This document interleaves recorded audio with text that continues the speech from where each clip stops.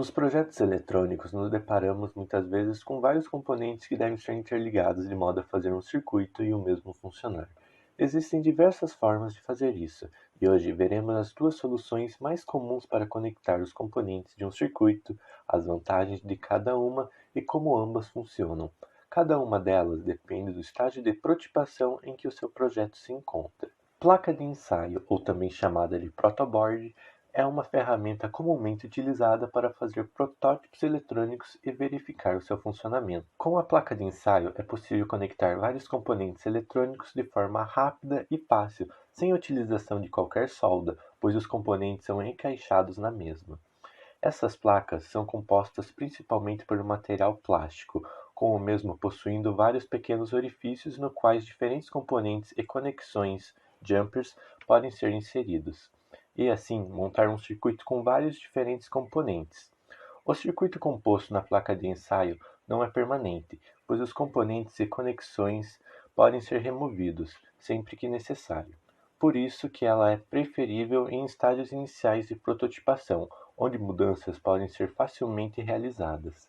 As placas de ensaio possuem conexões metálicas internas, arranjadas de diferentes formas para conectar os diversos componentes nela inseridos. As linhas e as cores da imagem simbolizam as conexões internas encontradas dentro das placas, que conectam os diversos furos da mesma entre si.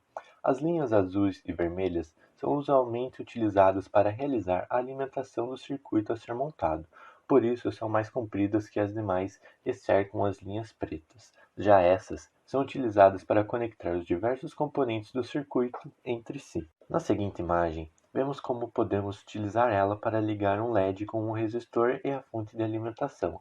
Repare que o circuito pode ser facilmente alterado. Uma outra opção para montagem e conexão de diferentes componentes de um circuito são as placas de circuito impresso, também abreviadas como PCB. São geralmente utilizadas após o projeto do circuito já ter sido concluído, pois os componentes devem ser soldados ao PCB para estabilidade mecânica e conectividade elétrica, fazendo com que os componentes fiquem fixos na mesma, não podendo ser facilmente alterados, assim como nas placas de ensaio. Geralmente, após um protótipo bem-sucedido na placa de ensaio, o mesmo é fabricado na placa de circuito impresso. As placas de circuito impresso possuem qualidades elétricas e mecânicas que as tornam ideais para uma vasta gama de aplicações.